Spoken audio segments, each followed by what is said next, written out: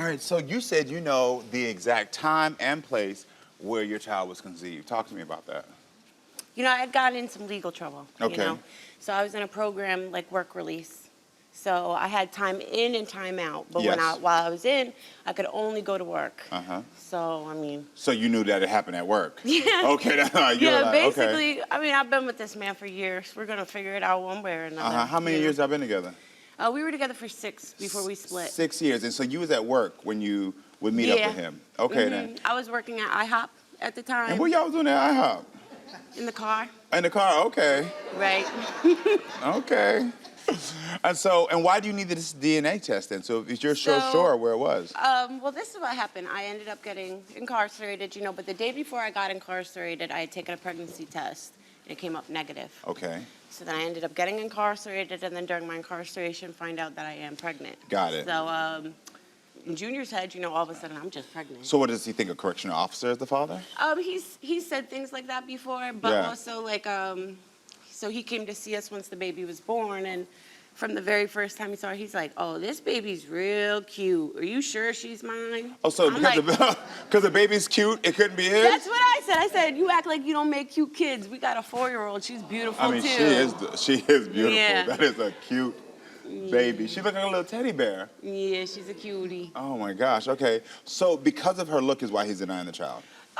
Yeah, I guess. He just didn't believe that she looked like him. Okay, then. So, I mean, he came and kept seeing us or whatever, you know. And while you were in jail, he was seeing the child? Prison at that point, prison. yeah. So, yeah, he came to visit. He brought my other daughter. Oh, yep, those are some pictures. That was her first Halloween. Oh, so this is your other daughter with him? Yep, and then that's my other daughter. Wow. That's when he came to visit one time. They do, like, Polaroids in the visiting room. Yes. So his family also denies them? Yeah, so once we came home, you know, and they got to see the baby, they're like, "Oh, Junior, that baby doesn't look like you. That baby doesn't look like you."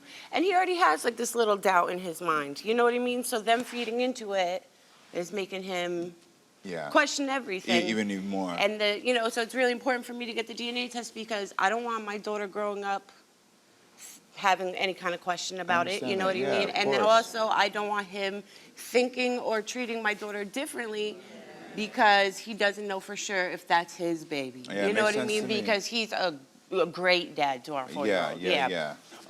So talk to me about your pregnancy, because if you were pregnant during this time, you're going through all of this. Was it a rough pregnancy? Yeah. I mean, in general, I have health issues that make any pregnancy complicated for me.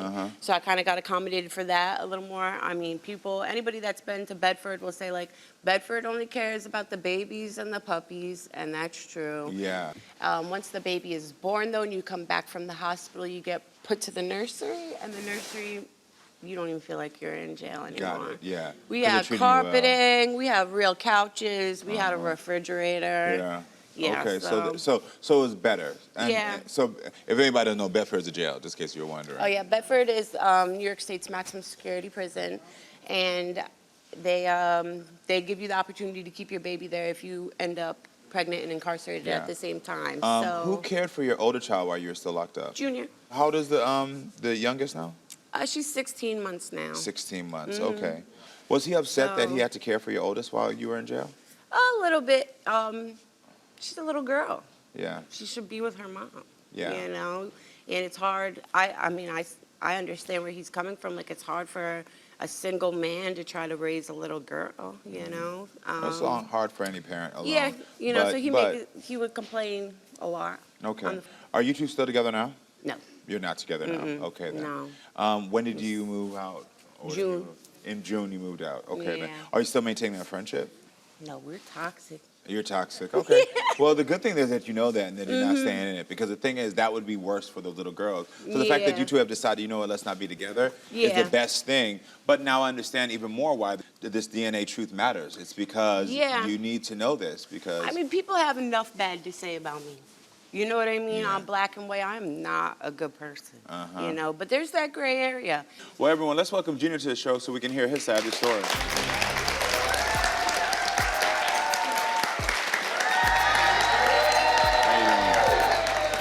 How you doing, Junior? How you doing, sir? Nice to meet you. Nice to meet you. Yeah.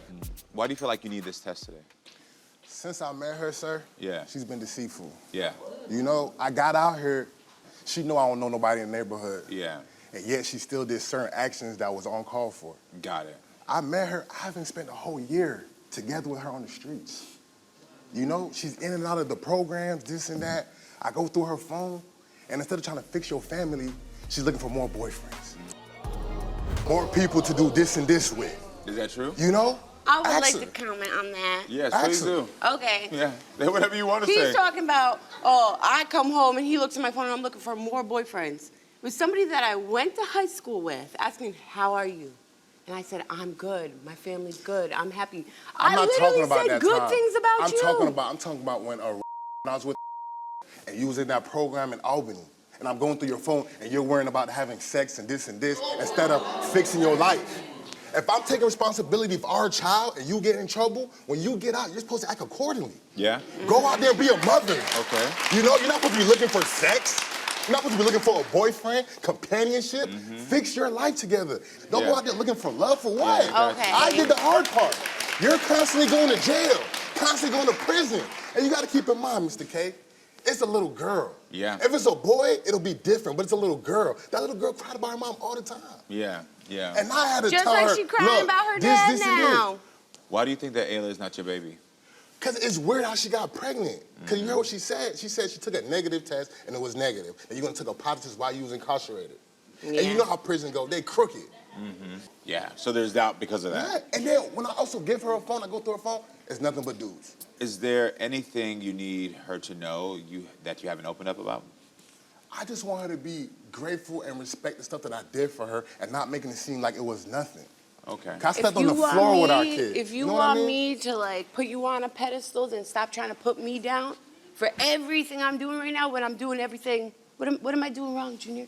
Take care of both of our kids. Just because you're not doing nothing wrong, don't mean you didn't leave scars on people. I understand that. But you haven't been an innocent player in all of this either. What have I done to you, What do you, Casey? oh my But goodness. be there for you. I But moved be you out there the for state. me? I moved you out the state. Stop, and you Junior. cost me. Am I lying? Just tell me Listen. I'm lying. There's been, yeah, he's been there. Yeah, he picks up the phone. Yeah, but there's been times where I needed you to be there and you didn't give a If the DNA truth reveals that you are the father, how are you going to deal? I want to be a part of my children's life. I never view me not being in the household with all my children, but I never view me being with a person like herself. Got it. 'Cause I'm not used to what she's used to, her lifestyle, her background. Okay. You know? Yeah. I mean, he can say all that. One more thing, he can say all that, all the things that he's complaining about. Like we're not detailing them, you know. But when I came home from prison, what was I doing? Anything like that? Anything like that? I'm saying I came home, right? The whole time I'm in prison, he's on the phone. This is what it's gonna be. This is what it's gonna be. Blah blah blah blah. We're happy, you know. You hold up your end, I'll hold up my end, type thing. I came home. I had a job within 2 weeks. Nothing is up to par for him. Got it. I got to ask you one more question before we get to this DNA truth. If this is not your child, what will you do? If it's not my child that's gonna be hurt, I'm gonna be saddened because, you know, I sacrifice a lot still, no matter what she may think. I drove up to Bedford. I drove with our oldest daughter. Here, there go your mom. Let's go see your sister. Got it. Well, this is the DNA truth in this envelope for the 16-month-old child that, Junior, you're not sure is yours or not. Casey, you're the one who called the show and wanted this DNA truth, so this is your truth to open, not mine. Here you go.